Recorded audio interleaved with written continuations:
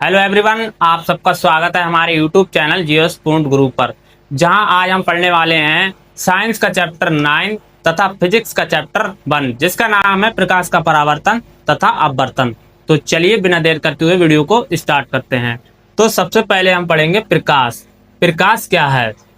जो प्रकाश है वह ऊर्जा का एक रूप है जिसकी सहायता से हम किसी वस्तु को देख पाते हैं। जो प्रकाश है उसकी सहायता से हम किसी वस्तु को देख पाते हैं, परंतु प्रकाश स्वयं दिखाई नहीं देता है।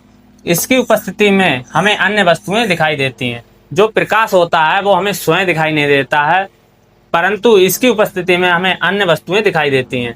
जब प्रकाश किसी वस्तु से टकराकर हमारी आंखों में प्रवेश करता है तब वह वस्तु हमें दिखाई देने लगती है।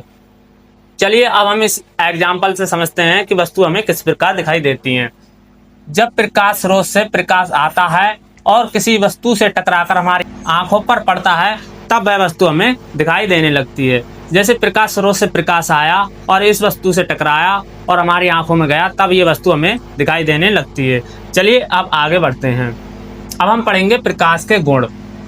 किसी न किसी व्यक्ति के अंदर अच्छे गुण होते हैं और बुरे भी गुण होते हैं। इसी प्रकार प्रकाश के अंदर भी कुछ गुण हैं। तो सबसे पहले हम पढ़ेंगे प्रकाश को गमन करने के लिए किसी माध्यम की आवश्यकता नहीं होती है। प्रकाश निर्वात में भी गमन कर सकता है। जो प्रकाश होता है उसे किसी भी माध्यम की आवश्यकता नहीं होती है। जो प्रकाश होता है उसे चलने के लिए किसी माध्यम की आवश्यकता नहीं होती है। जो प्रकाश होता है वो निर्वात में भी चल सकता है। अब हम बात करते हैं निर्वात क्या होता है। निर्वात का मतलब है वायु ना हो वहां पर भी प्रकाश चल सकता है। अब आगे बढ़ते हैं। प्रकाश हमेशा सीधी रेखा में गमन करता है। जो प्रकाश होता है वो सीधी रेखा में गमन करता है। प्रकाश पारदर्शी माध्यम से गुजर सकता है, परंतु अपारदर्शी माध्यम से नहीं गुजर सकता। जो प्रकाश होता है वो पारदर्शी माध्यम में गुजर सकता है, परंतु अपारदर्शी माध्यम में नहीं गुजर सकता। अब हम बात करते हैं पारदर्शी माध्यम और अपारदर्शी माध्यम। जो पारदर्शी माध्यम होते हैं, जो बस प्रकाश आया और उस वस्तु के आर पार चला गया, वो होते हैं हमारे पारदर्शी माध्यम। और जो प्रकाश आया और उस वस्तु के आर पार नहीं जा सका, वो होते हैं हमारे अपारदर्शी माध्यम। चलिए अब आगे बढ़ते हैं। निर्वात में प्रकाश की चाल 3 × 10⁸ मीटर प्रति सेकंड होती है। तो ये मोस्ट इंपोर्टेंट है। निर्वात में प्रकाश की चाल 3 × 10⁸ मीटर प्रति सेकंड होती है। ये आपको याद रखना है। चलिए अब आगे बढ़ते हैं।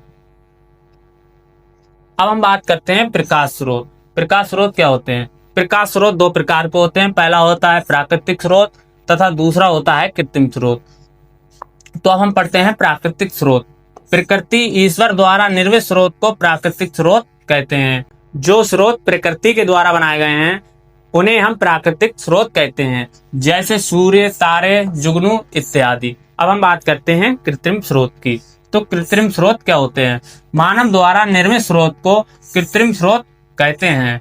जो स्रोत मनुष्य ने बनाए हैं हम उन्हें कृत्रिम स्रोत कहते हैं, जैसे मोमबत्ती, बल्ब, लालटेन इत्यादि। ये मनुष्य द्वारा बनाए गए हैं। चलिए आगे बढ़ते हैं। अब हम बात करते हैं प्रकाश किरण की। प्रकाश किरण क्या होती है? किसी पारदर्शी माध्यम में जब प्रकाश सरल रेखा में गमन करता है तब प्रकाश के पथ को प्रकाश किरण कहते हैं। जब प्रकाश एक सरल रेखा में गमन करता है तब इस पथ को हम प्रकाश किरण कहते हैं। अब हम बात करते हैं प्रकाश पुंज की। प्रकाश पुंज क्या होता है? प्रकाश किरणों के समूह को प्रकाश पुंज कहते हैं। जब प्रकाश किरण इकट्ठे होकर एक समूह में गमन करती हैं तब हम उसके पथ को प्रकाश पुंज कहते हैं। चलिए आगे बढ़ते हैं। अब हम बात करते हैं प्रकाश का परावर्तन। तो चलिए जानते हैं प्रकाश का परावर्तन क्या होता है।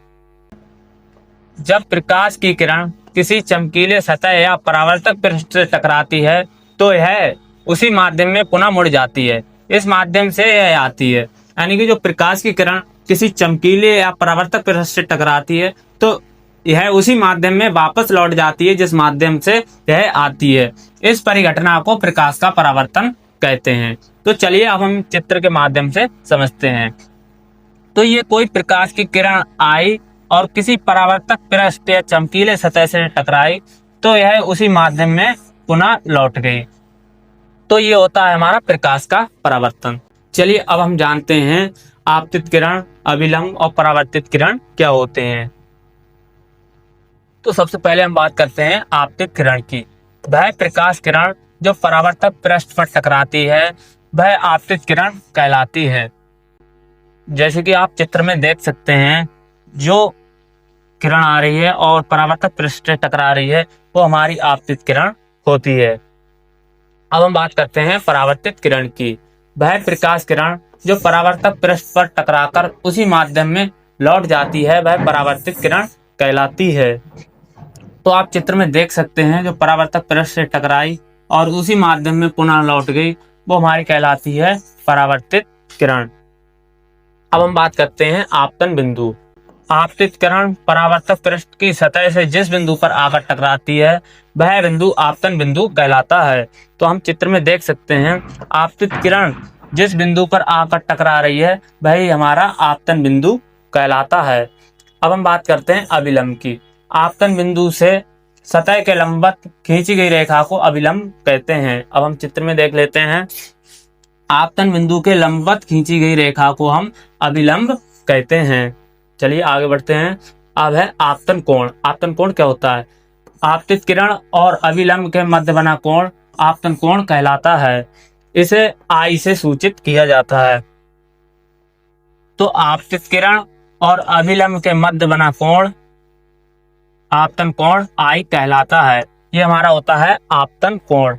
चलिए अब हम बात करते हैं परावर्तन कोण की। परावर्तित किरण और अभिलंब के मध्य बना कोण परावर्तन कोण कहलाता है। इसे हम स्मॉल r से सूचित किया जाता है। चलिए अब हम चित्र में देख लेते हैं। अभिलंब और परावर्तित किरण के मध्य बना कोण परावर्तन कोण कहलाता है। तो ये था परावर्तन कोण। अब हम बात करते हैं नियमित परावर्तन और अनियमित परावर्तन। तो सबसे पहले हम बात करेंगे नियमित परावर्तन। नियमित परावर्तन क्या होता है? किसी चिकनी सतह से होने वाले परावर्तन को हम नियमित परावर्तन कहते हैं तथा किसी खुरदुरी सतह से होने वाले परावर्तन को हम अनियमित परावर्तन कहते हैं। चलिए आगे बढ़ते हैं। अब हम पढ़ते हैं प्रकाश परावर्तन के नियम। प्रकाश परावर्तन के नियम क्या होते हैं? तो प्रकाश परावर्तन के दो नियम होते हैं। सबसे पहला है आपतन कोण और परावर्तन कोण के समान होता है। जो आपतन कोण होता है वो परावर्तन कोण के बराबर होता है। तो ये हो गया हमारा आपतन कोण I और ये हो गया हमारा परावर्तन कोण R। तो I बराबर R होता है। ये बात आपको याद रखनी है। चलिए अब हम बात करते हैं दूसरे नियम की। आपतित किरण दर्पण के आपतन बिंदु पर अभिलंब और परावर्तित किरण तीनों एक ही तल में होते हैं। तो आपतित किरण और परावर्तित किरण और अभिलंब तीनों एक ही तल में हैं। आप चित्र में देख सकते हैं। ये होता है हमारा दूसरा नियम। तो अभी हमने पढ़े प्रकाश के परावर्तन के नियम। तो ये दो नियम थे। पहला था आपतन कोण और परावर्तन कोण आपस में बराबर होते हैं। दूसरा नियम था आपतित किरण और अभिलंब और परावर्तित किरण तीनों एक ही तल में होते हैं। तो बच्चों आज हमने पढ़ा प्रकाश और प्रकाश का परावर्तन तथा उससे जुड़ी कुछ परिभाषाएं, और हमने पढ़ा प्रकाश का परावर्तन क्या होता है और प्रकाश के परावर्तन के नियम। तो आपको कुछ काम करना है।